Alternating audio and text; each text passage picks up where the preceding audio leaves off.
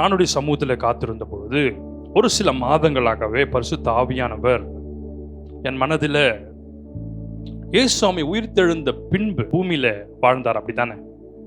வாழ்ந்தாரா வாழலையா? இயேசுசாமி உயிரோடு இருந்ததுக்கு அப்புறம் அப்படியே ஒரு வானத்துக்கு கல்லறையிலேருந்து வெளியே வந்து 2-3 பேருக்கு தரிசனம் ஆயிட்டு அப்படியே பரலோகத்துக்கு போல. He was in this earth for 40 days. இந்த உலகத்தில் ஆண்டவர் 40 நாள் இந்த இடத்துல இருந்தார். 40 நாளும் அவர் பல காரியங்களை டீச் பண்ணினார். 40 days எதெல்லாம் அவர் டீச் பண்ணான்னு சொல்லி நான் சில மாதங்களாகவே தியானம் பண்ணி வருகிறேன். ஆவியானவருடைய உந்துதல் அதில் ஒரு சிலவற்றை மட்டும் இன்றைக்கு வைக்கிறேன். கத்துக்கு சித்தமான தொடர்ந்து கூட நம்ம அதை தியானம் பண்ணலாம். பட் இன்னைக்கு முக்கியமாக அதை தியானம் பண்ணுகிறோம். அடுத்த வாரம் அது வாரம் எனக்கு தெரியாது. ஆனால் இன்றைக்கு முக்கியமாக நம்ம அதை தியானம் பண்ணுவோம். அப்போஸ்தலர் 1ஆம் அதிகாரம் 3ஆம் வசனத்தை வாசிக்க கேட்போம். ஆக்ட்ஸ் 1:3. அவர் பாடுபட்ட பின்பு 40 நாளளவும் அப்போஸ்தலருக்கு தரிசனமாகி தேவனுடைய ராஜ்யத்துக்குரியவைகளை அவர்களுடனே பேசி அநேகம் தெளிவான திருஸ்தாந்தங்களினாலே அவர்களுக்கு தம்மை உயிரோடு இருக்கிறவராக காண்பித்தார். அநேக தெளிவான திருஷ்டாந்தங்களினாலே, அநேக ப்ரூஃப்ஸ்னால எப்படிலாம் அவர் உயிரோடு இருக்கிறான்னு காமிக்க முடியுமோ அப்படி அநேக ப்ரூஃப்ஸ்னால தன்னை அவர் உயிரோடு இருக்கிறவராய் காண்பித்தார். 1-2 இல்லை, அநேக அடையாளங்களினால். ஒரு சிலது தான் எழுதியிருக்காங்க வேதத்தில், பட் அநேக ப்ரூஃப்ஸ்ன்னு எழுதப்பட்டிருக்கு. அதான் பைபிள் அழகாக எழுதியிருக்கு. அநேக தெளிவான, மறைவான இல்லை, தெளிவான திருஷ்டாங்க. இன்றைக்கு ஆவியானவர் நமக்கு காண்பிக்கிறதான வேத பகுதி அநேக ப்ரூஃப்ஸ். அவர் எழுந்த பின்பு எதெல்லாம் நமக்கு சொல்லிக் கொடுத்தார், எதெல்லாம் அந்த உலகத்துக்கு சொல்லிக் கொடுத்தார். Think about it. 40 days, not 4 days, 40 days, more than a month. So அப்போ 40 நாள் கர்த்தராகிய தேவன் இந்த உலகத்துல ஊழியம் செய்தார். அப்போ எத்தனை காரியங்களை அவர் வெளிப்படுத்தி இருப்பார், எத்தனை பேருக்கு தரிசனமாகி இருப்பார், தன்னுடைய சீஷர்களுக்கு அப்போஸ்தலர்களுக்கு எவ்வளவு ரகசியங்கள் எல்லாம் சொல்லி கொடுத்திருப்பார், அப்படிதானே? அந்த டீச்சிங்ஸ்ல என்னெல்லாம் சொல்லி கொடுத்தார்னா, he taught about the mysteries of heaven. பரலோக ராஜ்யத்தினுடைய ரகசியங்களை அவர் வெளிப்படுத்தினார். பரலோக ராஜ்யத்தின் ரகசியங்கள்னா ஏஞ்சல்ஸை பத்தி, ஸ்பிரிச்சுவல் ரெம்ஸை பத்தி, பரலோகத்தினுடைய தன்மைகளை பத்தி ஆண்டவர் heavenly realms and the angels of God, எப்படியெல்லாம் பரலோகத்தில் இருக்கும், எப்படியெல்லாம் போர்ட்டல்ஸ் இருக்கும், இப்படி அநேக ரகசியங்களை ஆண்டவர் நம்முடைய பிள்ளைகளுக்கு வெளிப்படுத்தியிருக்கிறார். 2வதாக சபையை குறித்து, சர்ச்சை குறித்து, அப்போஸ்தலர்ஸை குறித்து, லீடர்ஷிப்பை குறித்து, பிஷப்ஸை குறித்து, எப்படியெல்லாம் இந்த சர்ச் இந்த உலகத்தில் ஸ்தாபிக்கணும், நடத்தணும் என்று சொல்லி அநேக ரகசியங்களை ஆண்டவர் வெளிப்படுத்தினார். 3வது ஸ்பிரிச்சுவல் வார்ஃபேர். அப்போஸ்தலனாகிய பவுல் அவ்வளோ தெளிவாக எழுதுறார். எப்படி தெரியாமல் எழுதியிருப்பார்? இந்த பூமியில் தேவன் வாழ்ந்த போது வெளிப்படுத்தின காரியங்கள் அநேக வார்ஃபேர்ஸை பற்றி. ஸ்பிரிச்சுவல் வார்ஃபேர், வானமண்டலத்தின் பொல்லாத ஆவியின் சேனைகளோடு, the authority over demonic powers, demons, இதை குறித்து அநேக ரகசியங்களை வெளிப்படுத்தினார். இயேசு கிறிஸ்து திருப்பி இந்த பூமியில வெளிப்படும் போது the final judgment, number 4 is final judgment. Final ஜட்ஜ்மெண்ட்டை குறித்து எழுதியிருக்கிறார். இதுக்கு ரெஃபரன்ஸ் அநேக ஸ்க்ரால்ஸ் உண்டு. அதில் one of the main scroll நான் அடிக்கடி சொல்றதுனால அதை மட்டும் நான் சொல்றேன். The book of Enoch. Enoch மூலமாய் தேவன் இந்த உலகத்துக்கு வெளிப்படுத்தி சொல்லின அநேக காரியங்கள். ஏன் அந்த புக்கு மட்டும் நான் ரெஃபர் பண்றேன்னா, புதிய ஏற்பாட்டில் அந்த புத்தகம் பெயர் இடம் it's written in the book of Enoch. ஏனோக்கின் புஸ்தகத்தில் எழுதப்பட்டிருக்கிறது என்று வசனம் சொல்லுகிறது. ஸோ இதனால நம்ம வசனத்தோடு கூட தானே எக்ஸ்பிளைன் பண்ணணும். ஸோ அந்த புக் ஆஃப் ஏனோக், அதில் தேவன் அநேக ரகசியங்களை அவர் வெளிப்படுத்தி எழுதியிருக்கிறார். ஏஞ்சல்ஸை பற்றி, இன்னும் அநேக பரலோகத்தின் ரகசியங்களை பற்றி, நரகத்தை, பாதாளத்தை பற்றிலாம் அந்த புக்கில் எழுதப்பட்டிருக்கு. நீங்கள் ஒவ்வொரு பழைய ஏற்பாட்டு புஸ்தகத்தில் பார்த்தீங்கன்னா, இவ்வளெல்லாம் நாளாக புஸ்தகத்தில் அல்லவோ எழுதப்பட்டிருக்கிறது, ராஜாக்களின் புஸ்தகத்தில் அல்லவோ எழுதப்பட்டிருக்கிறது.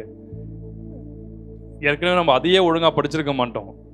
இப்போ இதில் வேற ஒரு ரெஃபரன்ஸ் புக் வேற அது எழுதியிருக்கும். இது முழுவதும் இதில் ராஜாக்களின் புஸ்தகத்தில் எழுதப்பட்டிருக்கிறது, நாளாகம புஸ்தகத்தில் எழுதப்பட்டிருக்கு. ஒவ்வொன்றும் ஒரு ஹிண்ட் கொடுத்துருக்கோம். ஏன்னா இதெல்லாம் எழுதுனா இடம் பத்தாதுன்னு சொல்லி.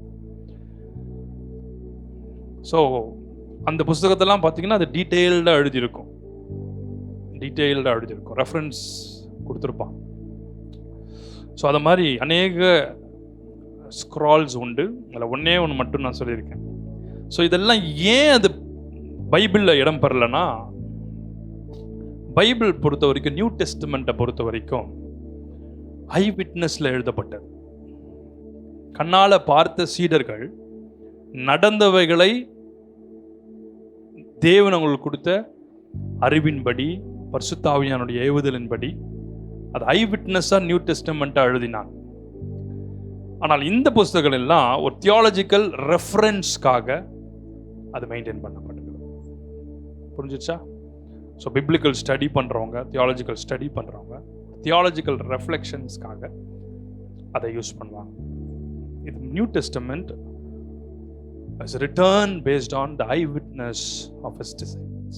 ஸோ மத்தேயு ஒரு மாதிரி எழுதுறார், மார்க் ஒரு மாதிரி எழுதுறார், யோவான் ஒரு மாதிரி எழுதுறார். அப்போஸ்தலரை பார்த்தீங்கன்னா அதன் பின்பு வர்ற ஒவ்வொன்றையும் அவர்களுடைய வெளிப்பாடின்படி, அப்போஸ்தலனாகிய பவுல் அவருக்கு கொடுக்கப்பட்ட வெளிப்பாடின்படி, தரிசனங்களின்படி, பரலோகத்தில் காண்பிக்கப்பட்ட மாதிரிகளின்படி அதை எழுதுகிறார். வேதத்தில் புதிய ஏற்பாட்டில் எழுதப்பட்ட ஒவ்வொரு வசனமும் சபைக்காக எழுதப்பட்டது. The bride, the church. இந்த உலகத்தில் இயேசு கிறிஸ்து உயிரோடு எழுந்ததுக்கு அப்புறம் எழுதப்பட்ட ஒவ்வொரு வசனமும் குறிப்பிட்ட இந்த சமூகத்துக்காக எழுதப்பட்டது கிடையாது, குறிப்பிட்ட ஒரு குரூப்புக்காக எழுதப்பட்டது கிடையாது. அது சபைக்காக எழுதப்பட்டது. For the whole world, எல்லாருக்காக எழுதப்பட்டது. இது அப்போஸ்தலனாகிய பவுல் குறிப்பிட்ட கொரிந்து சபைக்கு தான் எழுதினார். அப்போஸ்தலனாகிய பவுல் குறிப்பிட்ட இந்த நபருக்கு தான் எழுதினார். பத்மோத்தீவில் யோவான் குறிப்பிட்ட இந்த ஆசியாவுக்கு 7 சபைகளுக்கு தான் எழுதினான்னு கிடையாது. Every word written is for the church, the bride. முதலாவது அப்போஸ்தலர் 1ஆம் அதிகாரம் 3ஆம் வசனத்தை வாசிக்க கேட்போம். அவர் பாடுபட்ட பின்பு 40 நாள் அளவும் அப்போஸ்தலருக்கு தரிசனமாகி தேவனுடைய ராஜ்யத்துக்குரியவைகளை அவர்களுடனே பேசி அநேகம் தெளிவான திருஷ்டாந்தங்களினாலே அவர்களுக்கு தம்மை உயிரோடு இருக்கிறவராக காண்பித்தார். 40 days he was explaining about the kingdom of God. the ராஜ்யத்தினுடைய சுவிசேஷத்தை தம்முடைய பிள்ளைகளுக்கு வெளிப்படுத்தினார். இயேசுவாமி பரலோகத்துக்கு ஏறி போன பின்பு பிதாவினிடத்தில் அவர் தம்மை வெளிப்படுத்தி திரும்ப வந்த பின்பு 40 நாள் அளவும் he preached about the kingdom of God, the gospel of the kingdom. நம்ம கையில் கொடுக்கப்பட்டிருக்கிற மிக முக்கியமான ஒரு ஊழியம், to preach the gospel of the kingdom. ஆகவேதான் இந்த கடைசி நாட்களில் மிக தெளிவோடு கூட, நிதானத்தோடு கூட, பொறுமையோடு கூட, ஆண்டோடைய வெளிப்பாடுகளோடு கூட ஊழியம் செய்ய நான் விரும்புகிறேன். லூக்கா 24ஆம் அதிகாரம் 27ஆம் வசனத்தை வாசி. மோசே முதலிய சகல தீர்க்கதரிசிகளும் எழுதின வேத வாக்கியங்கள் எல்லாவற்றிலும் தம்மை குறித்து சொல்லியவைகளை அவர்களுக்கு விவரித்து காண்பித்தார். இதுதான் காஸ்பல் ஆஃப் த கிங்டம். இயேசு கிறிஸ்து இந்த உலகத்தில் வந்து மரித்து அடக்கம் பண்ணப்பட்டு உயிரோடு கூட எழுந்தார். அவர் திரும்ப அந்த பூமிக்கு வரப்போகிறார். அவர் சொல்லிக் கொடுத்த ஒவ்வொரு வசனங்களும் வார்த்தைகள், ஒவ்வொரு வசனங்களும் வார்த்தைகள் அப்படியே இந்த உலகத்தில் வெளிப்பட்டு கொண்டே இருக்கிறார். யுத்தங்களின் செய்திகளையும் கேள்விப்பட்டு கொள்ளை நோய்கள் வரும்னு சொல்லியிருக்கிறார். இன்னைக்கு நம்ம கண் முன்னாடி எவ்வளோ காரியங்களை பார்க்கும். லாக்டவுன்ன்றது முன்னாடி அப்படின்னா என்னன்னே தெரியாது நமக்கு. இன்னைக்கு லாக்டவுன் பார்த்தாலே அதுதான் அதிகமான சர்ச்சு. ஸோ ஆகவே நீங்கள் ஆண்டவரை நெருங்கி பிடிச்சுக்கொள்ளும். இப்படிப்பட்ட பெரிய கூட்டங்கள் சபைகள்லாம் கடைசி நாட்களில் லாக்டவுன் டைம்லலாம் இருக்குமான்னு தெரியாது. அப்படின்னா நீங்கள் உங்கள் இருதயத்துக்குள்ள அவ்வளோ வசனங்களை நீங்கள் மெமரி பண்ணி வச்சிருக்கீங்க. எத்தனை வசனங்களை நீங்கள் மெமரி பண்ண முடியும்? மெமரி அப்போ உங்களுக்குள்ள இந்த வசனங்கள் புறப்பட்டு வரும். Beginning with Moses and all the prophets, he explained the scriptures. ஒவ்வொரு வசனங்களையும் தீர்க்க தரிசனங்களை வெளிப்படுத்தி எழுதுறார். He preached about the kingdom of God. இன்னைக்கு ஒவ்வொரு சபைகளும் அதை தான் செய்யணும்னு ஆண்டவர் விரும்புகிறார்.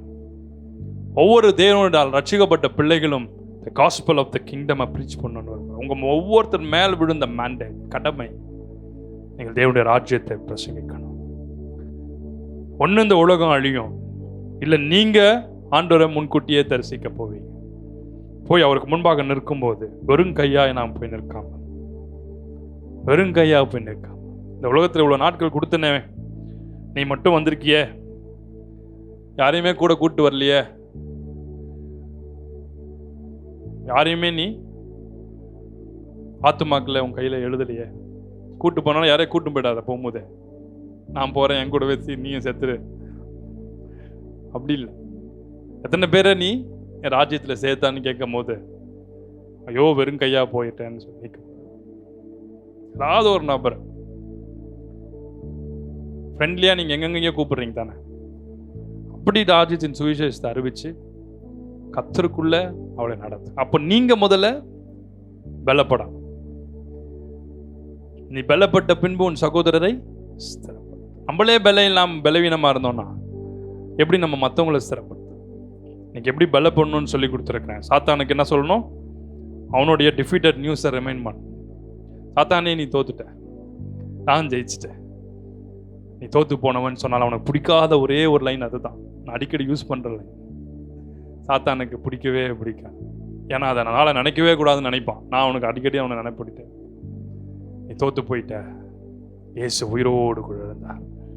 மரணம் என்பது ஒரு பிசாசு, அதை ஜெயிச்சார். பாதாளம் என்பது ஒரு பிசாசு, அதை இயேசு ஜெயிச்சார். மரணத்தையும் பாதாளத்தையும் அக்கினி கடல்ல தள்ளுவார் என்று வேதம் சொல்றார். எல்லாத்தையும் ஜெயிச்சு எழுந்தார் இயேசு. ஹல்லேலூயா. The gospel of the kingdom, the kingdom of God, the kingdom of God. அதை மட்டும் உங்க மைண்ட்ல வச்சுக்கொள்ளுங்க.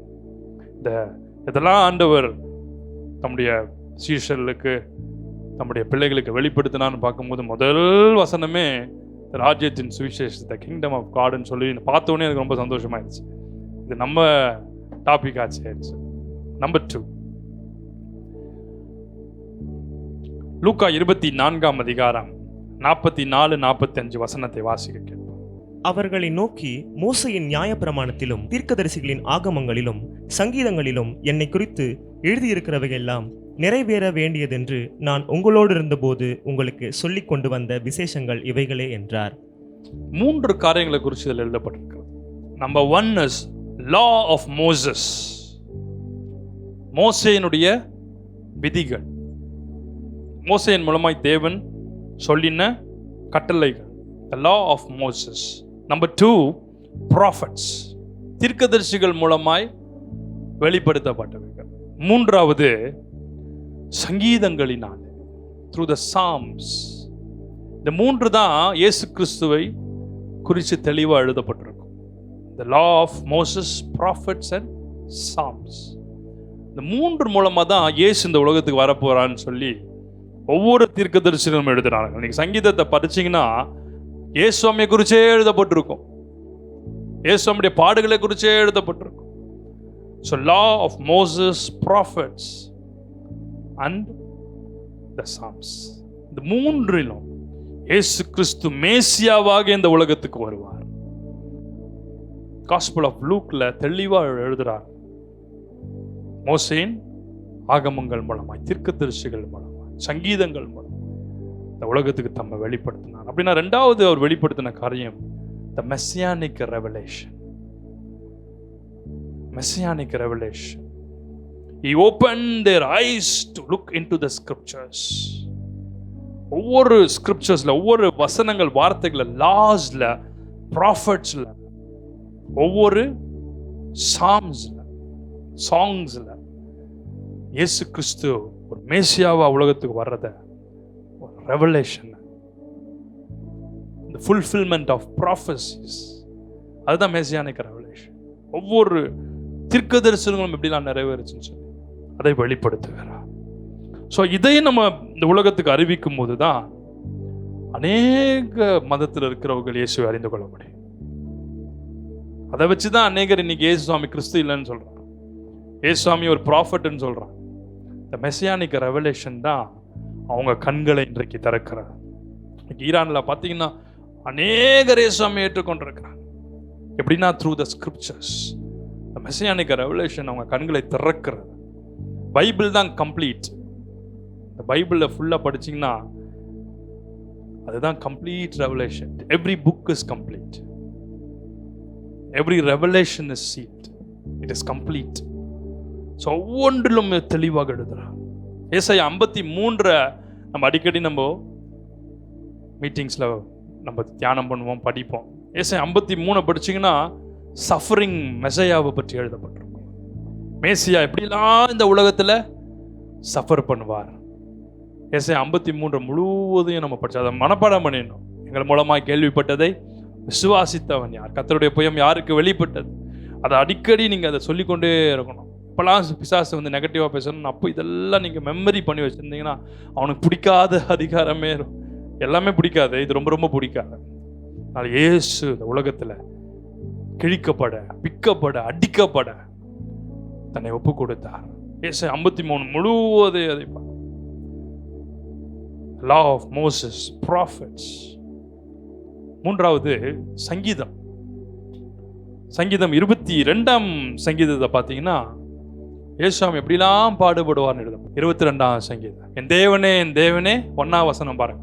ஏன் என்னை கைவிட்டேன், எனக்கு உதவி செய்யாமலும் நான் கதறி சொல்லும் வார்த்தைகளை கேளாமலும் ஏன் தூரமாயிருக்கிறேன். இது இயேசுவாமி சிலுவையிலிருந்து சொன்ன மிக முக்கியமான ஒரு வார்த்தை.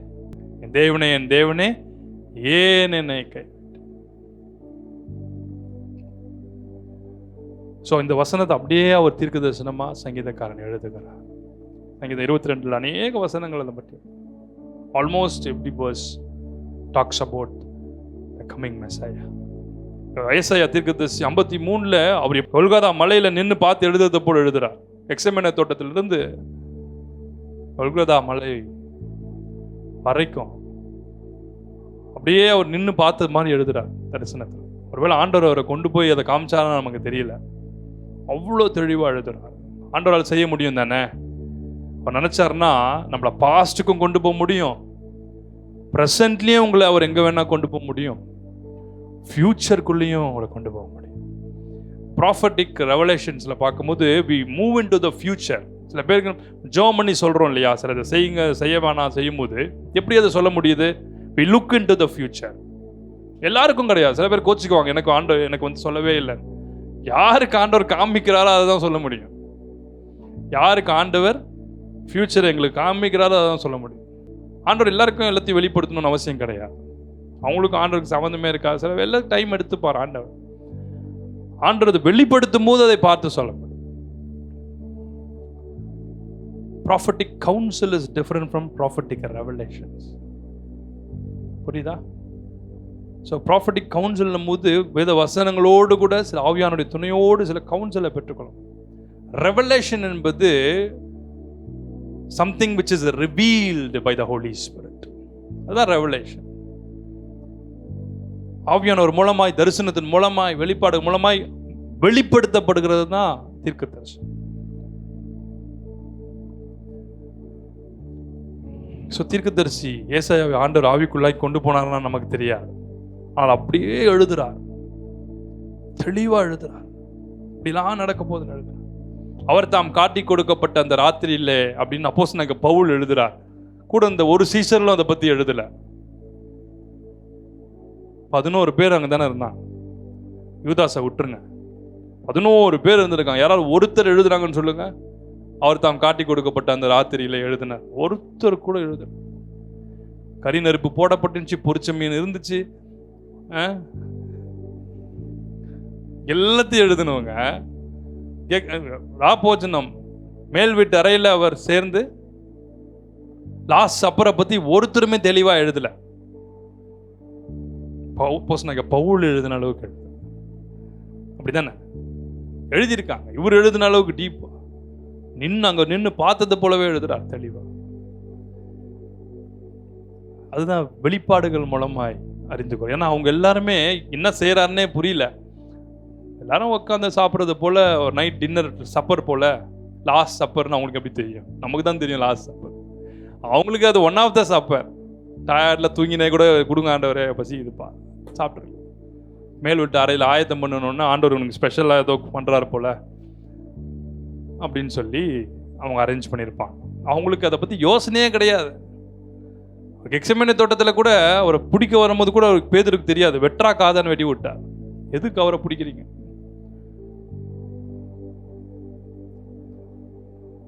ஏன்னா அவங்க யாருமே இயேசுவாமி மரிக்கிறதுக்கு அவங்க ஒப்பு கொடுக்கவே இல்லை.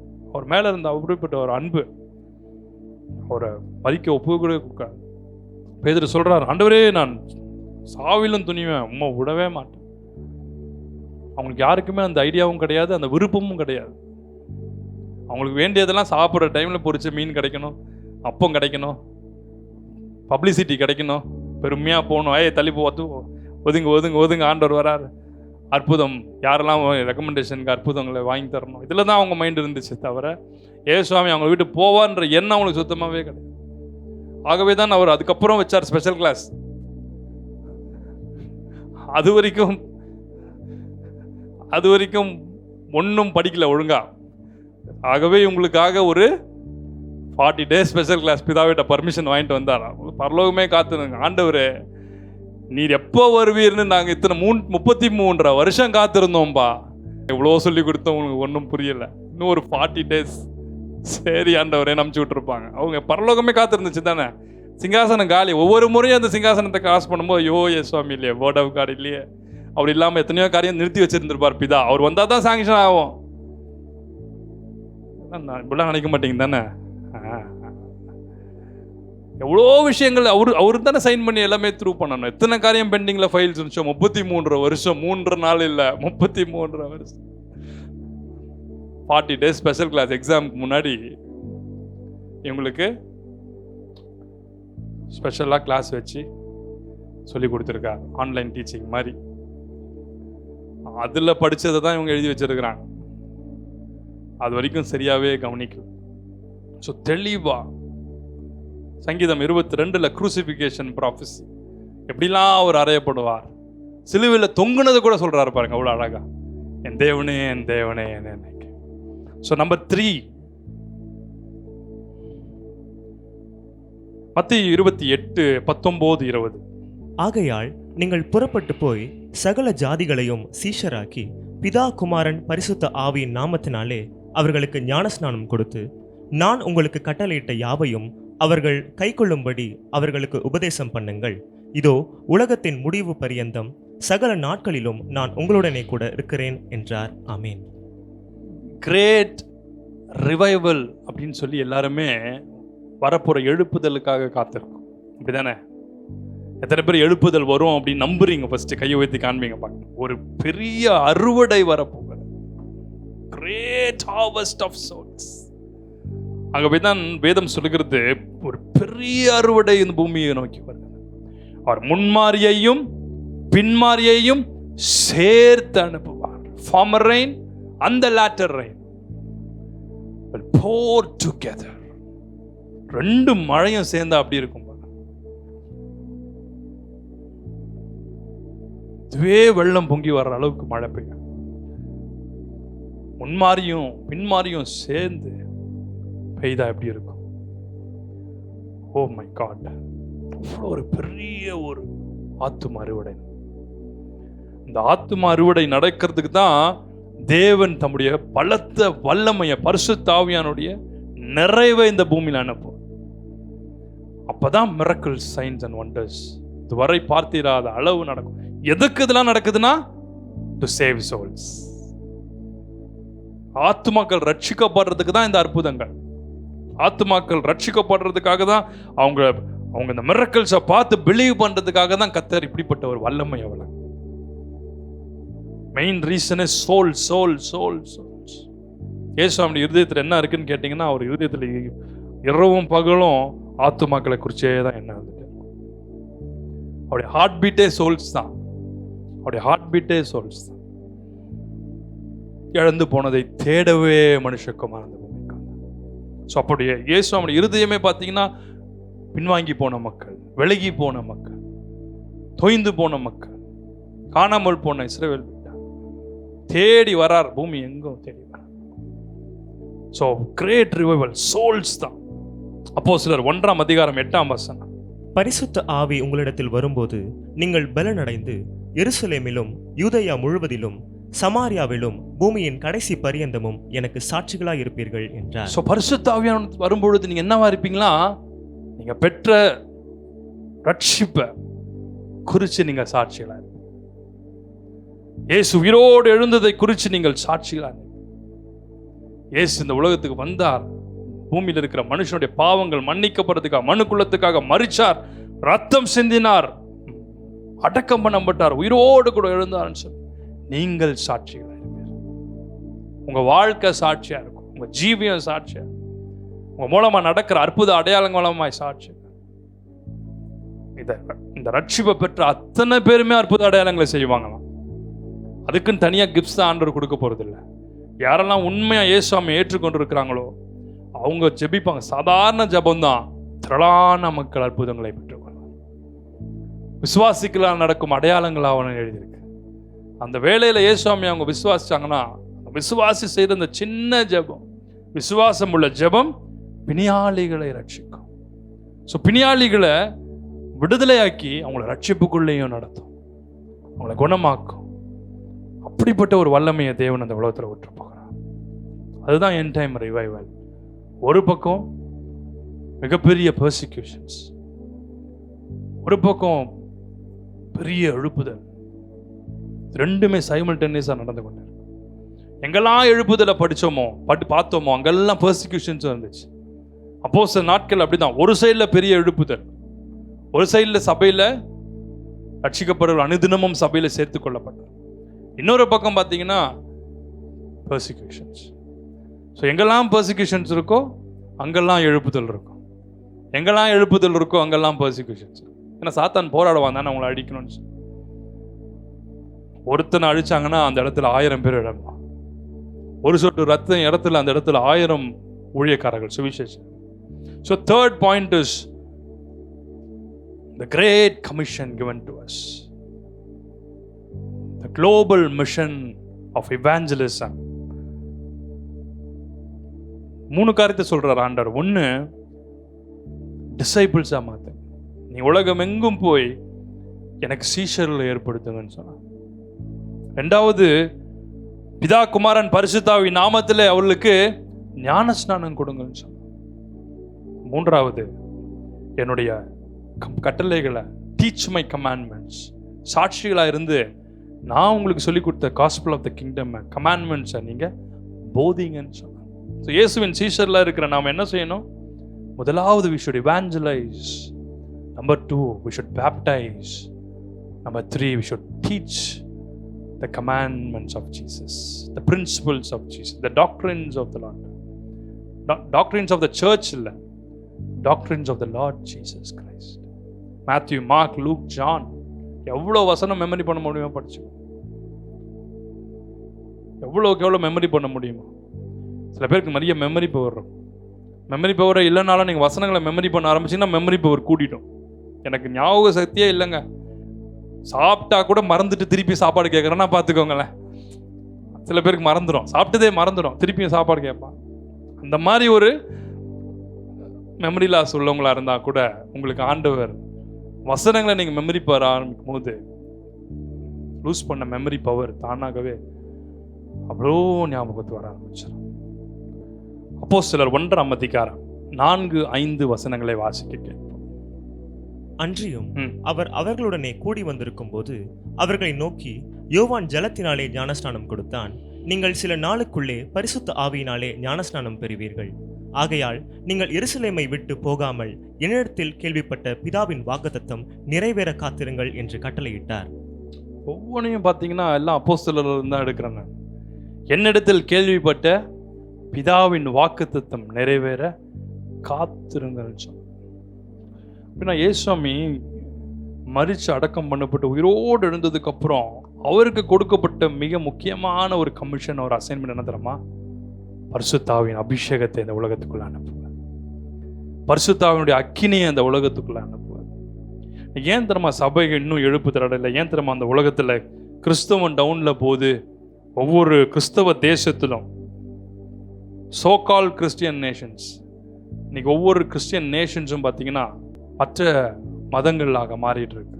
சர்ச்சஸ் எல்லாமே மாஸ்கா மாறுது, டெம்பிள்ஸா மாறுது, பாஸா மாறுது, பப்ஸா மாறுது.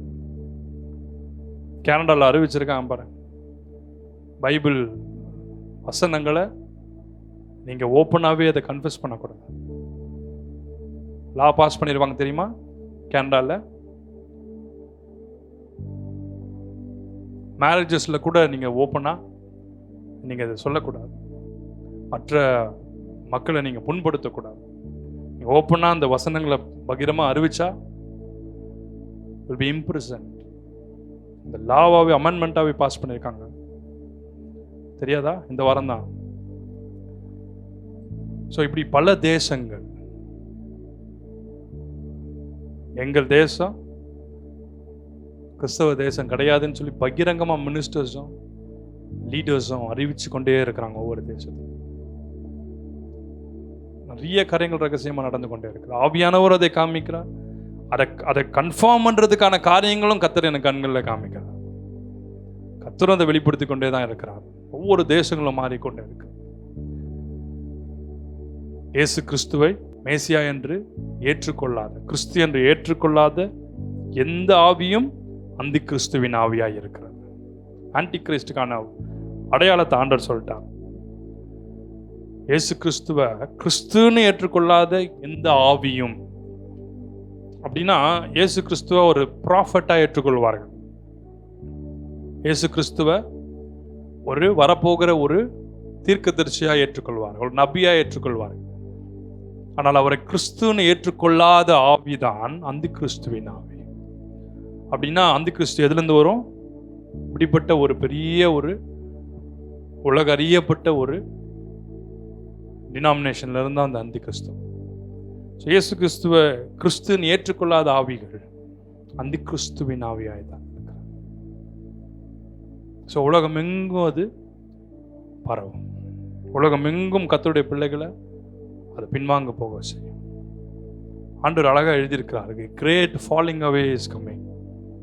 ஒரு பெரிய விழுந்து போகத்தக்கதான சில கண்டுபிடிப்புகள்னு சொல்லி கிறிஸ்தவர்களையும் குழப்பம். கிறிஸ்தவங்கள்ல அந்த அறவேக்காடு கிறிஸ்டின்ஸா இருப்பாங்கல்ல, உண்மையாவே நிறைவா இருக்க கிறிஸ்தவங்க அதை எதையும் அசைக்கப்பட மாட்டாங்க. நீங்க என்னதான் அவங்க சொன்னாலும் நம்ப மாட்டாங்க. என்ன சொன்னாலும் அவங்களுக்குள்ள இந்த ரட்சிப்பை பெற்றுக்கொள்ள முடியாது. சும்மா இப்படியும் அப்படியும் டபுள் மைண்டா இருக்காங்க பாருங்க, ஸ்ட்ராங்கா இல்லாம இருக்காங்க பாருங்க. அவங்க எது சொன்னாலும் காற்றினால் அசையும் நாணல் மாதிரி மாறிடுவாங்க. ஸ்ட்ராங் பிலீவர்ஸ் ஒரு நாளும் அசைக்கப்படுவதில்லை. ஸ்ட்ராங்கா இருக்கணும் உங்களுடைய பிலீஃப்ல, உங்க சால்வேஷன்ல. எவ்வளோ வேர்ல்டை காமிச்சாலும், எத்தனை கோடி சொத்தை கொடுத்தாலும் இதுக்கும் சம்மந்தம் இல்லைப்பா, இது ஸ்பிரிச்சுவல் வேர்ல்டு, இது இந்த உலகம் அப்படின்னு நீங்க பிரிக்கிறதுக்கான மென்டாலிட்டி வேணும். ஏன் தெரியுமா நிறைய நேரத்தில் நம்ம உண்மையான நம்ம கர்த்தருடைய ஃபெலோஷிப்ஸை, அனாயிண்டிங் மீட்டிங்ஸை நம்ம மிஸ் பண்ணுறோம். நமக்கு ஸ்பிரிச்சுவல் காரியத்திலேருந்து வேர்ல்ட்லி காரியத்தை பிரிக்கவே தெரியாது. எதுக்கு தெரியுமா நிறைய தடவை நம்ம விழுந்து போகிறோம்? ஸ்பிரிட் ஃபில்டு காரியத்துக்கும் உலகத்துக்கும் நம்மளால டிஃப்ரென்ஷியேட்டே பண்ண தெரியாது. ஸ்பிரிட் ஃபில்டு பீப்புளுக்கும் வேர்ல்ட்லி பீப்புளுக்கும் டிஃப்ரென்ஷியேட் பண்ணவே தெரியாது. மினிஸ்ட்ரி காரியத்துக்கும் தேவன் நமக்கு வச்சிருக்காத காரியத்துக்கும் டிஃப்ரென்ஷியேட் பண்ணவே தெரியாது. நம்ம இதுக்கு நம்ம இம்பார்ட்டன்ஸ் கொடுத்துட்டோம்னா எல்லாமே அது மூலமா தான் அந்த உலகத்தையே நம்ம பார்ப்போம். அது மூலமா தான் நம்ம காரியங்களை டெசிஷன்ஸ் எடுப்போம். உங்களுடைய பர்சனல் டெசிஷனாக இருந்தாலும் நீங்கள் ஸ்பிரிட் ஃபில்டாக இருக்கும்போது ஆவியானவர் மூலமாக தான் அந்த டெசிஷன் எடுப்போம். அதுதான் இனி வர நாட்கள் நிலைக்கும். தேவன் செய்வது எதுவோ அது நிலைக்கும். உலக பிரகாரமாக பார்த்து இது நல்லா இருக்கு, நல்ல வேலை, நல்ல குடும்பம் அப்படிலாம் பார்த்தோம்னா நிலைக்காது. ஆவியானவர் மூலமாக அப்படியே நடத்துதில்லை. நம்ம டெசிஷன் எடுக்கும்போது அது ஆசீர்வாதமாக இருக்கும். ஸோ இந்த பவரை எப்படி பெற்றுக்கொள்கிறோம்னா, after the holy spirit has come upon us. So இயேசுவாமி 40 நாள் அளவு அந்த உலகத்தில் இருக்கும்போது சொல்லிக் கொடுத்த மிக முக்கியமான, நான் போவேனே ஆகில் வேறொரு தேற்றளவாளன் அனுப்புவேன்னு சொன்னார். இந்த 40 நாள் அவர் போன பின்பு வந்து சொல்றார், உங்களுக்கு பரிசுத்த ஆவியானவரை அனுப்புகிறேன். On the day of Pentecost, பெந்தேகோஸ்து என்னும் நாளில், ஃபீஸ்ட்ல, on the day of Pentecost my holy spirit will come upon everybody. So அந்த டே வந்து feast of Pentecost. அது ஒரு feast, அது ஒரு பண்டிகை, பெந்தேகோஸ்து என்னும் பண்டிகை. அந்த பண்டிகை நாளில் ஆவியானவர் அவங்க மேலே இறங்கினபடினால் அதுக்கு பெந்தேகோஸ்து என்னும் பேரே வந்துச்சு. யாரெல்லாம் அபிஷேகத்தில் நிரம்பி அந்நிய பாஷை பேசுறாங்களோ அவங்கெல்லாம் பெந்தேகோஸ்தை காரங்கன்னே சொல்ல ஆரம்பிச்சு. இயேசுவாமிய பரலோகத்துக்கு ஏறி போனதுக்கு அப்புறம் எல்லார் மேலும் அந்த ஆவியானவர் ஊற்றப்பட்டார். கடைசி நாட்கள் எல்லார் மேலும் அந்த ஆவியை ஊற்றுவேன்னு சொன்னார். கடைசி நாட்கள் மாம்சமான யாவர் மேலும் என் ஆவியை ஊற்று. ஸோ இந்த பரிசுத்த ஆவியின் அபிஷேகத்தை எல்லாருக்கும் சொல்லி அவங்க பிலீவ் பண்ணத்தக்கதாக அவங்களுக்கு சொல்லிக் கொடுக்கும். அதுதான் ரகசியம். கடைசி நாட்கள் ஆகவே தான் ஆண்டவர் எல்லார் மேலும் அந்த அபிஷேகத்தை ஊற்றுறார். கிறிஸ்தவர்கள் அந்த அபிஷேகத்தை ஏற்றுக்கொள்ளலைன்னா புறஜாதியார் மேல அந்த அபிஷேகம் ஊற்றப்படும். ஆகவேதான் மாம்சமான யாவர் மேலே ஆவியை ஊற்றுவேன்னு சொல்லப்படும். அவங்களுக்கே தெரியாது என்ன நடக்குதுன்னு சொல்லி. The Holy Spirit will be poured upon everybody. இனி வர நாட்கள் ஃபுல்லா நம்ம கண்கள் மிடில் ஈஸ்ட் தான். மிடில் ஈஸ்ட்ல தான் சுத்தி சுத்தி எல்லாம் நடந்து கொண்டே இருக்கும். ஏதேன் தோட்டத்திலிருந்து, இயேசுவாமியுடைய சிலுவை மரணத்திலிருந்து, உயிரோடு எழுந்ததுலேருந்து திரும்பி வரப்போகிறதும் அங்கே தான் வரப்போகிறார். ஸோ நம்ம கண்கள் ஃபுல்லாக மிடில் ஈஸ்டில், நீ வர நாட்கள் ஃபுல்லாக அதில் தான் கண்கள் இருக்கும். எண்ணெயையும் திராட்சை ரசத்தையும் சேதப்படுத்தாதேன்னு சொன்னார். ஸோ எண்ணெயும் திராட்சை ரசமும் எங்கே இருக்கு? அங்கே தான் இருக்கு. இப்போ எண்ணெய் தான், எண்ணெயை சுற்றி தான் எல்லாமே. 5வது யோவான் 21:15-17. அவர்கள் போஜனம் பண்ணின பின்பு இயேசு சீமோன் பேதுருவை நோக்கி, யோனாவின் குமாரனாகிய சீமோனே, இவர்களிலும் அதிகமாய் நீ என்னிடத்தில் அன்பாயிருக்கிறாயா என்றார். அதற்கு அவன், ஆம் ஆண்டவரே, உம்மை நேசிக்கிறேன் என்பதை நீர் அறிவீர் என்றான். அவர், என் ஆட்டுக்குட்டிகளை மேய்ப்பாயாக என்றார். 2ஆம் தரம் அவர் அவனை நோக்கி, யோனாவின் குமாரனாகிய சீமோனே, நீ என்னிடத்தில் அன்பாயிருக்கிறாயா என்று கேட்டார். அதற்கு அவன், ஆம் ஆண்டவரே, உம்மை நேசிக்கிறேன் என்பதை நீர் அறிவீர் என்றான். அவர், என் ஆடுகளை மேய்ப்பாயாக என்றார். 3ஆம் தரம் அவர் அவனை நோக்கி, யோனாவின் குமாரனாகிய சீமோனே, நீ என்னை நேசிக்கிறாயா என்றார். என்னை நேசிக்கிறாயா என்று அவர் 3ஆம் தரம் தன்னை கேட்டபடியினாலே பேதுரு துக்கப்பட்டு, ஆண்டவரே, நீர் எல்லாவற்றையும் அறிந்திருக்கிறீர், நான் உம்மை நேசிக்கிறேன் என்பதையும் நீர் அறிவீர் என்றான். இயேசு, என் ஆடுகளை மேய்ப்பாயாக என்றார். ஏன் 3ஆவது தடவை கேட்டதுக்கு அப்புறம் பேதுரு துக்கமானார்? சொல்லுங்க பார்க்கலாம், தெரிஞ்சவங்க. ஃபர்ஸ்ட் முறை கேட்கும் போது துக்கமா இல்லையா? செகண்ட் முறை கேட்கும் போதும் அவர் துக்கமா இல்லையா? 3ஆவது முறை கேட்ட உடனே பேதுருக்கு ஆண்டவர் ஒரு உள்குத்தோட, நம்ம அப்படித்தானே சொல்லுவோம் பாருங்க, அப்படித்தானே போட்டிருக்கேன் அந்த வசனம். நான் எதுவும் புதுசாலாம் சொல்லல. 3ஆவது முறை, 2ஆவது முறையே போதும் போதும் நினைச்சுட்டு இருந்திருப்பாரு. 3ஆவது முறை சொன்ன உடனே டக்குன்னு பேதுருக்கு எது ஞாபகம் வந்துடுச்சு? சொல்லுங்களேன். காட்டி கொடுக்கவே மாட்டீங்களா போல பேதுருவ? சொல்லுங்க, நீங்க ஒரு முறையா நீங்க சொல்லுங்க. நான் எத்தனை முறை சொல்லியிருக்கேன். பேதுருக்கு 3 முறை சேவல் கூறதுக்கு முன்னாடி மறுதளிச்சது ஞாபகத்துக்கு வந்துடுச்சு. உடனே துக்கமாயிட்டாரு பேதுரு. எதை நினைக்க கூடாது, சொல்லக்கூடாதுன்னு நினைக்கிறோமோ அதை சொன்னார் ஆண்டவர். அவர் அதுக்கிட்டே போல. பேதுருக்குள்ள ஒரு கில்ட், அதை தான் கிளியர் பண்றாரு இயேசுவாமி அந்த இடத்துல. 3ஆவது முறையை 3ஆவது முறை சொல்லும் போது சொல்லிட்டார், ஆண்டவரே, உமக்கு எல்லாமே தெரியும். அந்த எல்லாமேன்றதுலயே எல்லாம் வந்துருச்சு. எது?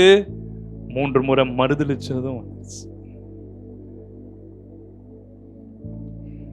ஸோ ஆண்டவர் உயிரோடு எழுந்ததுக்கு அப்புறம் 40 நாள் அசைன்மெண்ட்ல முக்கியமான ஒரு அசைன்மெண்ட் என்னன்னா,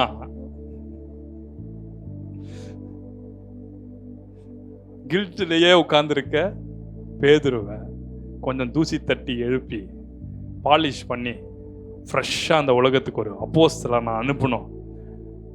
அவர் மேலே இந்த சபையை கட்டணும். பாதாளத்தின் வாசல்கள் அதை மேற்கொள்ளாத ஒரு பேதுருவா மாற்றணும். 40 நாளுக்கு அசைன்மெண்ட் போட்டு வச்சிருக்காரு. 40 டேஸ்க்கான எல்லா ஒர்க்கும் டைம் டேபிள் பிரகாரம் நடந்துட்டு இருக்கு எல்லாம். அதில் மிக முக்கியமான ஒன்று ரெஸ்டரேஷன் ஆஃப் பீட்டர். இதெல்லாம் அந்த டெட் சி ஸ்க்ரால்ஸில் எழுதப்பட்டிருக்கு. ஸோ பீட்டரை திரும்பவும் ரெஸ்டோர் பண்றார். ரெஸ்டரேஷன் ஆஃப் பீட்டர் அல்லது restoration of leadership. Restoration of leadership. ஆகவே தான் அந்த வசனத்தில் யோவான் கிளியரா எழுதுறார், என் ஆடுகளை மெய்ப்பாயாக, என் ஆட்டுக்குட்டிகளை மெய்ப்பாயாக. இதெல்லாமே அவர் எழுதுறார் வசனத்தில். வசனத்தின்படி தான் நான் பேசுறேன். சொல்றார் ஆண்டவர், ஃபீட் மை ஷீப், என் ஆடுகளை மெய்ப்பாயாக, என் ஆடுகளை மெய்ப்பாயாக, என் ஆட்டுக்குட்டிகளை மெய்ப்பாயாகனா என்ன அர்த்தம்? அவர் என்ன சொல்றாருன்னா, feet my sheep, feet my sheep. சபையை கட்டுவேன், என் சபையில் இருக்கிற என் பிள்ளைகளை ஃபீட்.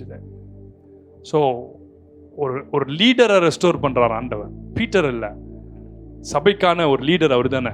அவர் கையில தான் சாவியை கொடுக்குறார். Keys of the church, keys of the kingdom அவர் கையில கொடுக்குறார். ராஜ்யத்தினுடைய கீஸை கொடுக்குறார், கிங்டம் கீஸை கொடுக்குறார்.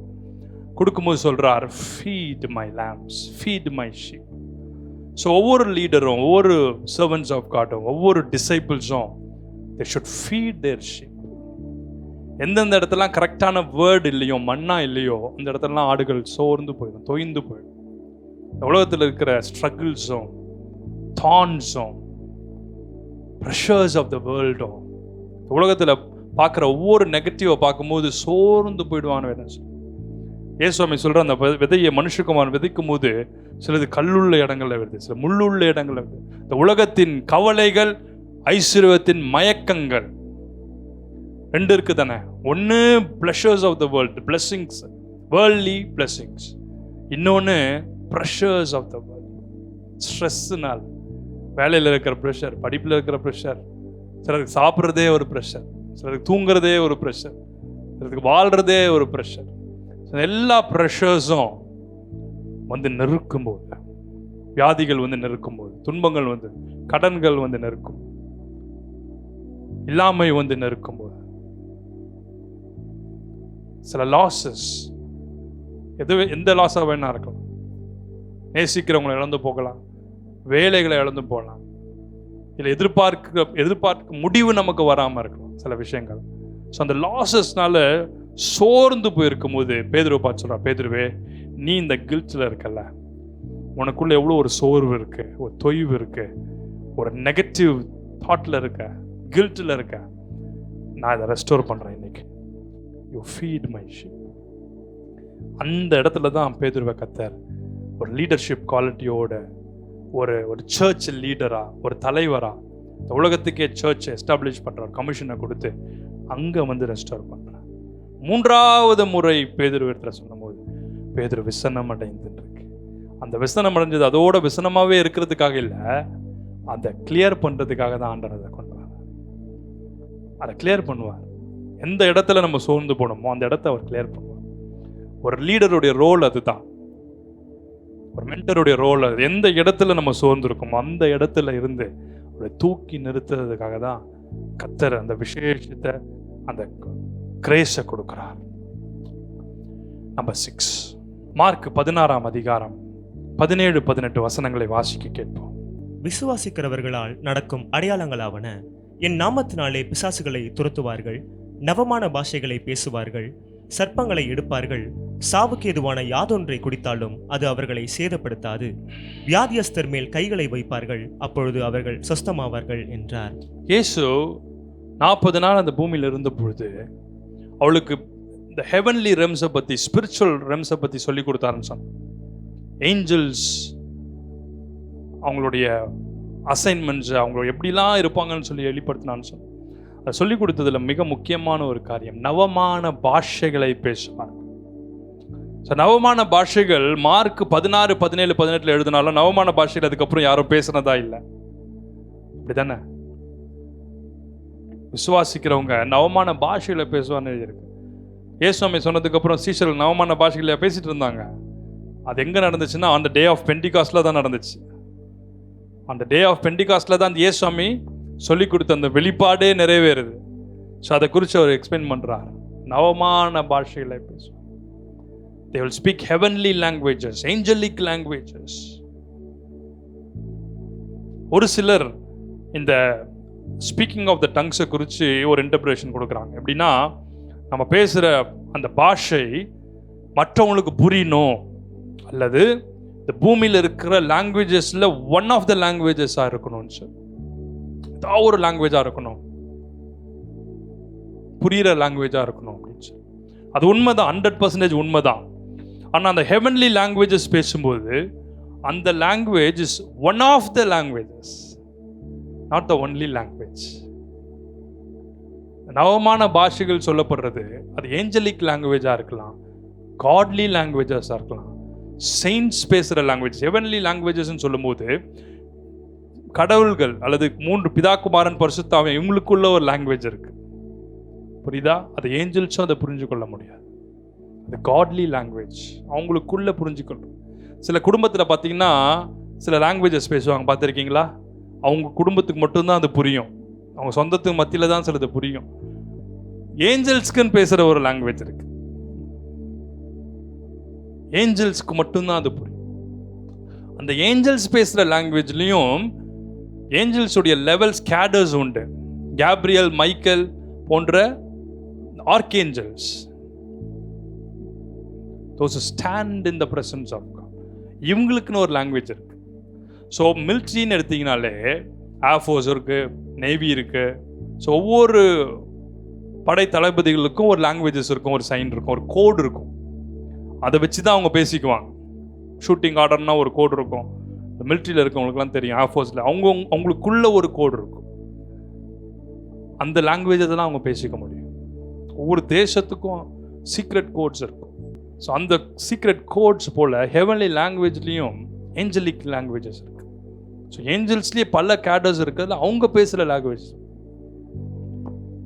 செயின்ட்ஸ் ஆஃப் காட் இருக்காங்க பரலோகத்தில், அவங்களுக்குன்னு ஒரு லாங்குவேஜ் இருக்கும். எங்க பூமியிலே எவ்வளோ லாங்குவேஜ் இருக்கும்போது பரலோகத்தின் தேவன் ரகசியங்களை மெயின்டைன் பண்ணது லாங்குவேஜ் மெயின்டைன் பண்ண மாட்டாரு? சொல்லுங்க. பூமியிலேயே எவ்வளோ லாங்குவேஜை கொடுத்துருக்கிறாரு. பரலோகத்தின் தேவன் ஒவ்வொருவருக்கும் ஒரு லாங்குவேஜ் வச்சிருக்கிறார். அந்த லாங்குவேஜஸ் அவர் பேசுவார். தமிழில் பேசும்போது தமிழில் வந்து பேசுகிறார், ஹீப்ரூவில் பேசும்போது ஹீப்ரூவில் வந்து பேசுகிறார், அரமிக்கில் பேசும்போது அரமிக்கில் வந்து பேசுகிறார். ஒவ்வொரு உலகத்தில் இருக்க நபர்களோடு பேசும்போது அவங்கவுங்க லாங்குவேஜில் புரியும்படி ஆண்டவர் பேசுகிறார். அப்படி தானே பேசுகிறார் ஆண்டவர்.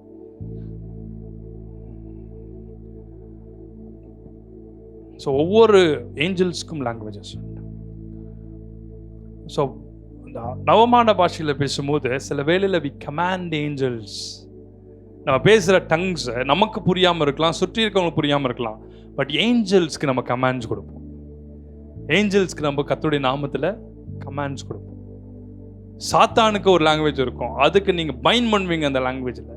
அதெல்லாம் நமக்கு புரியவே புரியாது, நமக்கு புரியவே புரியாது. சில லாங்குவேஜஸ் கர்த்தரை மகிமைப்படுத்தும், அது ஹெவன்லி லாங்குவேஜாக இருக்கும். அந்த அந்த அந்த அந்த அந்நிய பாஷையில் பேசும்போது you praise and worship God. நான் மனுஷர் பாஷைகளையும் தூதர் பாஷைகளையும் பேசினாலும், இப்படிதான் எழுதுறார் பவுல், எனக்குள்ள அன்பு இராவிட்டால். ஸோ அவர் மனுஷர் பாஷையும் சொல்றாரு, தூதர்கள் பாஷையும் சொல்றாரு. ஸோ ஏஞ்சல்ஸ் அடிக்கடி வந்து பவுலை சந்திச்சுட்டு போனாங்க. ஏன்னா அவர் பரலோகத்துக்கு எழுந்தருளி போகிறார், பரலோகத்துக்கு 3ஆம் மனம் வரைக்கும் எடுத்துக்கொள்ளப்படுறார். ஸோ அவர் மனுஷர் பாஷையும் பேசுறார், தூதர்களுடைய பாஷையும் பேசுறார். ஸோ அப்போ தூதர்களுக்கு ஒரு பாஷை இருக்கு தானே. ஸோ அந்த தூதர்கள் பாஷையில் அவங்களோட கூட பேசுறேன். ஸோ நான் இந்த 2 பாஷையும் பேசினாலும் அன்பு எனக்கு இல்லைன்னா நான் ஒன்றுமே இல்லைன்னு சொல்கிறேன். லவ் ஆஃப் காட் எனக்குள்ள இல்லைன்னா நான் எதுக்குமே பிரயோஜனம் இல்லைன்னு சொல்கிறேன். ஸோ ஆகவே இந்த டங்ஸை குறித்து பல கன்ஃபியூஷன்ஸ் உண்டு, பல டினாமினேஷன்ஸ் உண்டு, பல தரப்பட்ட லட்சக்கணக்கான புக்ஸ் உண்டு. இந்த டங்ஸோடைய ரகசியம் இதுதான். There are so many languages, so many diverse kinds of tongues. Diverse என்னும்போது many, many different languages, not 1 or 2. அதை முதல்ல அண்டர்ஸ்டாண்ட் பண்ணிக்க. There are several types அப்படின்னு போட்டுச்சுன்னா அப்படின்னா அர்த்தம் 1 or 2, நிறைய இருக்குன்னு தானே அர்த்தம். வெரைட்டிஸ் உண்டு. அது மாதிரி டைவர்ஸ் கைண்ட்ஸ் ஆஃப் டங்ஸ். சில வேளையில் ஏஞ்சல்ஸ் ஆஃப் காட் ஸ்பிரிச்சுவல் ரூமில் அப்பியர் ஆகும்போது அவங்க லாங்குவேஜில் அது பேசுறது நமக்கு ஆவியானவர் அதை அண்டர்ஸ்டாண்ட் பண்ணிக்க சொல்லும்போது அவங்க பேசுறது நமக்கு அண்டர்ஸ்டாண்ட் ஆகும். So that is angelic language. That is through the holy spirit, through the divine mercies and the love of god நம்ம அதை அண்டர்ஸ்டாண்ட் பண்ணிக்க முடியும். அவங்க வந்து நின்று பேசுவாங்க, அவங்க வந்து நம்ம லாங்குவேஜில் இல்லை, ஏஞ்சலிக் லாங்குவேஜில் தான் பேசுவாங்க. Through the holy spirit, through the gifts of the Holy Spirit, through the love and the mercies of God, நம்ம அதை அண்டர்ஸ்டாண்ட் பண்ணிக்கணும். சில வேளை நம்ம புரியுற லாங்குவேஜ்லேயே மரியாளே பேசினாங்க தானே, பயப்படாது, மரியாளுக்கு புரிஞ்ச லாங்குவேஜில் வந்து பேசினாங்க. பவுல் கிட்ட வந்து பேசும்போது ஹெவன்லி லாங்குவேஜில், ஏஞ்சலிக் லாங்குவேஜில் பேசுகிறாங்க. ஸோ ஆண்டவர் நவமான பாஷையில் இவ்வளோ நேரம் போயிட்டேன் பாருங்கள்ல. ஸோ 40 நாள் அளவும் இந்த ரகசியங்கள் எல்லாம் வெளிப்படுது. பரலோக ராஜ்யத்தின் ரகசியம். To cast out demons, to heal the sick, to speak in unknown tongues, new tongues. So அது மூலமாக நம்ம பரலோகத்தோட கனெக்ட் ஆக முடியும். கடைசியா, லாஸ்ட்லி அண்ட் ஃபைனலி, லூக்கா 24ஆம் அதிகாரம் 39ஆம் வசனத்தை வாசி கேட்கும். லூக்கா 24:39. நான் தான் என்று அறியும்படி என் கைகளையும் என் கால்களையும் பாருங்கள், என்னை தொட்டு பாருங்கள்.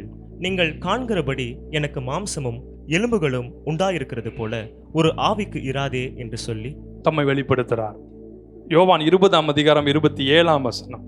பின்பு அவர் தோமாவை நோக்கி, உன் விரலை இங்கே நீட்டி என் கைகளை பார், உன் கையை நீட்டி என் விலாவிலே போடு, அவிசுவாசியாயிராமல் விசுவாசியாயிரு என்றார். ஸோ இந்த இடத்துல 2 காரியத்தை பார்க்குறோம். ஒன்று, the hope of resurrection. இயேசுவாமி உயிரோடு எழும்பலைன்னா நம்மளால எப்படி ரெசரக்ஷனை பற்றி பேச முடியும்? நம்ம ஒரு நாள் உயிரோடு கூட எழுந்திருப்போம்னு சொல்லி நம்மளால தெளிவான திருஷ்டாந்தங்களால பேச முடியாது. இயேசு உயிரோடு எழும்பி he was with us, he was in this world for 40 days.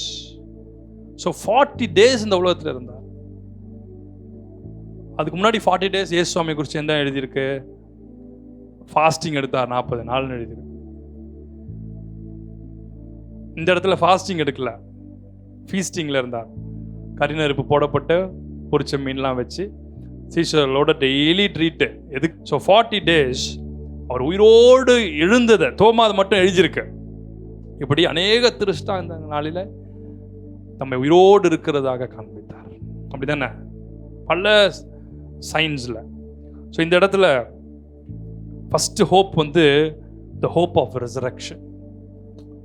Number 2, the resurrected body எப்படி இருக்கும்னு சொல்லி நமக்கு காண்பிக்கிறார். இன்னைக்கு அநேகர் with limited knowledge, limited spiritual knowledge, limited biblical knowledge, இன்னைக்கு அவங்க வாய்க்கு வந்தபடி பேசுகிறாங்க. ஸோ ரிசரக்டட் பாடியில் என்னெல்லாம் நடக்குதான்? யோவான் 20ஆம் அதிகாரம் 19 29 வசனம். அதில் 19வது வசனத்தை மட்டும் படி. வாரத்தின் முதல் நாளாகிய அன்றைய தினம் சாயங்கால வேளையிலே சீஷர்கள் கூடியிருந்த இடத்தில் யூதர்களுக்கு பயந்ததினால் கதவுகள் பூட்டப்பட்டிருக்கையில் இயேசு வந்து நடுவே நின்று, உங்களுக்கு சமாதானம் என்றார். Jesus appeared in closed doors. இந்த resurrected பாடியில் என்ன ஒரு மகிமைனா, எப்படி ஏஞ்சல்ஸ் அப்படியே அப்பியர் ஆகி டிஸப்பியர் ஆக முடியுமோ, நம்முடைய resurrected பாடியில், ஸ்பிரிட் பாடியில் you can appear in closed rooms. இப்போ ஜீசஸ் இந்த இடத்துலேருந்து இப்படி நடந்து போகிறாருன்னா, you can just pass through the door, pass through the wall. இந்த resurrected பாடிக்கு அந்த பவர் உண்டு. இப்போ நான் resurrected பாடியாக இருந்தேன்னா, ஸ்பிரிட் பாடியாக இருந்தேன்னா, I can just pass through this wall. புரியுதா? ஸோ த resurrected பாடியில் அப்படி விட்ட ஒரு மகிமை உண்டு. எங்கே வேணால் ட்ராவல் பண்ண முடியும், எங்கே வேணால் மூவ் பண்ண முடியும். அப்படிப்பட்ட ஒரு க்ளோரிஃபைடு பாடி ஆண்டவர் கொடுக்குறார். 40 நாள் அந்த பூமியில் வந்து சரீரத்தோடு கூட தானே இருந்தாரா? சரீரத்தோடு இருந்தாரா, ஆவியில் இருந்தாரா? இதுலேயே நிறைய பேருக்கு ஒரு கன்ஃபியூஷன் இருக்கு. கல்லறை கல் புரட்டப்பட்டிருந்தது. The stone was rolled away. அங்க ஜீசஸ் இல்லை. இதுக்கப்புறம் ஒரு கிரேட் ஃபாலிங் அவே வரும். அதில் ஜீசஸ் பாடி இருக்கிறது போல, ஜீசஸ் உடைய பாடி உலகத்தில் கண்டெடுக்கப்பட்டது போல என்னென்ன கொண்டு டிசெப்ஷன் கொண்டு வருவாங்க. பைபிளே இருக்குன்னு சொல்லி கூட அநேக தெரிந்து கொள்ளப்பட்டவர்களும் வஞ்சிக்கப்படத்தக்கதான தெரிந்து கொள்ளப்பட்டவர் தானே பைபிள் போட்டிருக்கு. ஆனால் நீங்களோ ஃபர்மா இருக்கும். புரிஞ்சிருச்சா? நம்புற மாதிரியே போய் சொல்லும். நீங்களும் அப்படியான்னு கேட்டு நம்பக்கூடாது. ஸ்ட்ராங் ஃபவுண்டேஷன் வேணும். அதுக்குதான் ஆண்டவர் இவ்வளோ உங்களுக்கு தெளிவாக எக்ஸ்பிளைன் பண்ணுறாங்க. ஸோ ஏசுவாமி கல்லறையில் இல்லை, கல்லறையிலேருந்து காணாமல் போயிட்டார். அவர் எங்கே போயிட்டார்னு வந்து அவங்க வச்சவங்களாம் தேடுறாங்க. இவங்க எடுத்துகிட்டு போயிட்டாங்க, அவங்க எடுத்துகிட்டு போயிட்டாங்க. ஸோ ஏசுவாமி கல்லறையிலேருந்து எடுத்து அந்த இடத்துலேருந்து அவர் காணும்னு சொன்னதுக்கு அப்பவுமே அந்த வசனங்களை படிச்சிங்கன்னா ஒவ்வொருத்தரும் ஒன்று சொல்லியிருப்பான். அவங்க சீஷர்கள் வந்து அவரை திருடி கொண்டு போயிட்டார்கள். இதை தனியாக ஒருத்தன் எழுதி வச்சுருப்பான். ஏன்ஷியன் ஸ்க்ரால்ஸில் ஸ்கிரிப்ட்ஸில் என்ன எழுதியிருப்பான்? இந்த மாதிரி ஏசுவாமியை சீஷர்கள் எடுத்துக்கொண்டு போயிட்டாங்க, அவங்க சரீரத்தை எடுத்துக்கொண்டு போயிட்டாங்க. ஸோ இந்த ஸ்க்ரால்ஸ்லாம் கூட இருக்கும் தானே, இதெல்லாம் கூட எழுதப்பட்டு தானே இருந்திருக்கும். இல்லை கம்ப்யூட்டர்லேயே அப்டேட் பண்ணாங்க, எல்லாம் எழுதி அங்கே புதைச்சிருப்பான். அது இப்போ அப்படியே தூசி தட்டி எடுத்த உடனே இதெல்லாம் எழுதியிருக்கு அப்படின்னு சொல்லி எடுத்து காமிச்சானா சொல்வீங்க, ஆமாம், தெரிந்து கொள்ளப்பட்டவர்களும் வஞ்சிக்கத்தக்கதான நிறைய காரியங்கள் வெளியே வரும். நான் ஓப்பனாக பேசுகிறேன், இதான் உண்மை. இன்னைக்கு வரப்போகிற காரியங்கள் இதுதான். ஸோ அவங்கள எடுத்து பார்க்கும்போது என்ன இருக்கும்? அதே அரமிக் லாங்குவேஜில், ஹீப்ரூ லாங்குவேஜில், அதே ஸ்க்ரால்ஸில் எழுதப்படும். பிக்சரோட கூட இருக்கும். ஏசுவாமி சிலுவையில் அரைஞ்ச வரைக்கும் இருக்கும், கல்லறையில் அடக்கம் பண்ணப்பட்டது இருக்கும், அவர் செஞ்ச எல்லாமே இருக்கும். அப்போ என்ன நம்புவீங்க? எல்லாமே கரெக்டாக இருக்கு, கல்லறையிலையும் வைக்கப்பட்ட வரைக்கும் இருக்கும். அதுக்கப்புறம் கீழே என்ன எழுதியிருக்கும்? சீஷர்கள் வந்து அவரை எடுத்துக்கொண்டு போயிட்டாங்க. ஸோ இதெல்லாம் நம்பின ஆட்கள் கடைசியில் இதுவும் எழுதியிருக்கு தானே. ஸோ அங்கே ஏசுவாமி கல்லறையை வந்து பார்த்தவங்க உடனே அங்கே இருக்கவங்க காசு கொடுத்து என்ன சொல்கிறாங்களா? ஏற்கனவே காசு கொடுத்து ஒருத்தன் யூதாஸ் என்பவன் ஏசுவாமியை மறுதலிச்சான். இந்த இடத்துல காசு கொடுத்து என்ன செஞ்சாங்களாம்? ஏசுவாமியை எடுத்துக்கொண்டு போயிட்டாங்க, களவாடிட்டு போயிட்டாங்க, திருடிட்டு போயிட்டாங்கன்னு சொன்னாங்க. ஸோ இது இப்படி நிறைய ஸ்கிரிப்ட்ஸ் எழுதப்பட்டிருக்கு, which is not true. இயேசு க்ளோஸ் டோர்ஸில் அப்பியர் ஆனான்னு எழுதிருக்கு. நம்பர் 2 லூக்கா 24:42-43 வாசிப்போம். அப்பொழுது பொரித்த மீன் கண்டத்தையும் தேன் கூட்டு துணிக்கையையும் அவருக்கு கொடுத்தார்கள். அவைகளை அவர் வாங்கி அவர்களுக்கு முன்பாக புசித்து. தேன் கூட்டு துணிக்கை வர கொடுத்துருக்காங்களா? எத்தனை முறை படிச்சிருக்கேன். ஸோ பொரித்த மீனையும் தேன் கூட்டு துணிக்கையும் கொடுத்துருக்கு. யாருக்கு கொடுத்தாங்க? இயேசுவாமி. ஸோ ரிசரக்டட் பாடியில், ஸ்பிரிட் பாடியில் என்ன பண்ணார்? அவரு சாப்பிட்டார். ஸோ ஏஞ்சல்ஸ்க்கு என்ன உண்டு? ஃபுட்டு உண்டு. Angelic manna. So angels have food. So அப்போ ஸ்பிரிட் ஃபில்டு பாடி, ஸ்பிரிச்சுவல் பாடிக்கு இமார்டல் பாடி கேன் ஈட். அப்படிதானே அர்த்தம்? ஏங்க இவர் தானங்க மூத்த சகோதரன், இவர் தானங்க first fruit from the dead. ஏசுவாமி தானே first fruit, feast of first fruits உடைய முதல் பலனானவர், மரித்தவர்களின் முதல் பலனானவர். இதுதான் ஃபர்ஸ்ட் ஃப்ரூட். மூத்த சகோதரனே அவர் தான் நமக்கு. உயிரோடு எழுந்த முதல் பர்சன் இயேசு கிறிஸ்து. லாசரு எழுந்தான், திரும்பி மரிச்சிட்டார். புரிஞ்சிச்சா? உயிரோடு எழுந்த ஒரே ஒருத்தர் இயேசு. அப்போ அவர் உயிரோடு கூட எழுந்த அப்போதான் கல்லறைகளாம் திற உண்டுதான். அநேக மரிச்சு போன பரிசுத்தவான்களும் அந்த வேளையில் அவரோடு கூட எழுந்தருளி போனாங்க. புரியுதா உங்களுக்கு சொல்றது? அநேக மரித்த பரிசுத்தவான்களுடைய சடலங்களும் அந்த இடத்துல இருந்து எழுந்தருளி. ஸோ அவர் வேலை அந்த வேலையில் எழுந்த அநேக பரிசுத்தவான்கள், அதில் ஒருத்தர் மோசேவா கூட இருக்கலாம், நமக்கு தெரியாது. புரிஞ்சிச்சா? நமக்கு தெரியாது. ஏன்னா அங்கே பார்த்தவங்க எல்லாருமே மரித்த பரிசுத்தவான்கள்லாம் எழுந்திருக்காங்கன்னு சொல்கிறாங்க. we do not know the mysteries of God. இயேசுவாமி எழுந்தருளும் போது அநேக பரிசுத்தவான்கள் செத்தவங்களும் எழுந்தாங்களாம், கல்லறையெல்லாம் தரேன். சரி. ஸோ பொரிச்ச மீனை கொடுத்துருக்கிறார். அடுத்தது தேன் கூட்டு துணிக்கு பிராயில்டு ஃபிஷ். அழகா எழுதிருக்கு. ஜான் 21:9, யோவான் 21:9. அவர்கள் கரையிலே வந்திறங்கின போது கரிநெருப்பு போட்டிருக்கிறதையும் அதன் மேல் மீன் வைத்திருக்கிறதையும் அப்பத்தையும் கண்டார்கள். கறி நெருப்பு போடப்பட்டதையும் அதன் மேல நல்ல பொரிச்ச மீனை வச்சிருக்கிறார். அங்கேயும் சாப்பிட்டுருக்கிறார். ஸோ இந்த 40 days அவங்களுக்கு என்ன ஃபுட்டு கொடுத்துருக்காரு சீஷர்களுக்கு? Sea food meals. எத்தனை நாள்? 3 நாள் சாப்பிட்ருக்க மாட்டாங்கன்னு நினைக்கிறேன். எக்ஸாமினத்தோட அதுக்கு முன்னாடி என்ன பண்ணாங்க, ஃபாஸ்டிங்கில் இருந்தாங்களான்னு தெரியாது. மொத்தத்துக்கும் 40 நாளும் ஃபீஸ்ட் வச்சுட்டு 40 நாள் கையசிச்சுட்டு கிளம்பிட்டார் பரலோகத்துக்கு. எப்படி ஒரு மெமரிஸ் இருந்திருக்கும் பாருங்களேன் அவங்களுக்கு. கண்ணார கூட ஏதோ வந்தார், அப்பியர் ஆனார், டிஸப்பியர் ஆனார்லாம் கிடையாது. அப்பியரிங் டிஸப்பியரிங்லாம் கிடையாது. 40 days அவங்களோட உட்கார்ந்து எல்லாவற்றையும் எக்ஸ்பிளைன் பண்ணியிருக்கிறார். அப்போ அதுக்கப்புறம் அவங்க சாவிலும் துணிந்தார்கள். ஒவ்வொரு சீஷர்களும் நாங்கள் ரத்த சாட்சியா மறிக்கவும் துணிஞ்சாங்க. ஏன்னா சீஷர்கள் கண்ணு முன்னாடியே 40 நாள் அவங்களோட சாப்பிட்டார், தூங்கினார், அவங்களோடு கூட சம்பாதிச்சிட்டார். Prophets, psalms, laws of Moses எல்லாத்தையும் எக்ஸ்பிளைன் பண்றார்.